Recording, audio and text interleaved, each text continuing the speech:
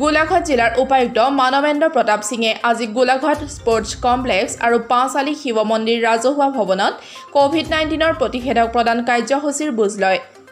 তেওঁ লগতে বোকাখাটৰ শ্বহীদ কমলামিৰি অসামৰিক চিকিৎসালয়ত স্থাপন কৰা কোভিড চিকিৎসালয় পৰিদৰ্শন কৰে।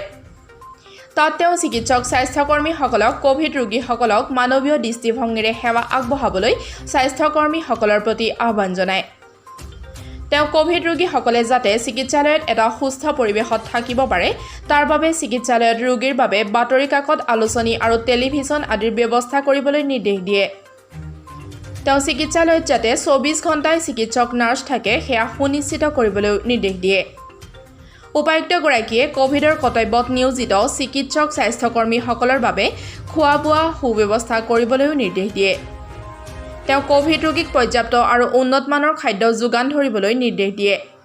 গোলাঘাটৰ প্ৰতিষেধক প্ৰদান কেন্দ্ৰ পৰিদৰ্শনৰ সময়ত উপায়ুক্তগৰাকীৰ সৈতে অতিৰিক্ত উপায়ুক্ত কুলদীপ হাজৰিকা আৰু জিলা স্বাস্থ্য সেৱাৰ যুটীয়া সঞ্চালক ডাঃ অৰুণ চন্দ্ৰ মহন্তও উপস্থিত আছিল। News desk, Golaghat diary.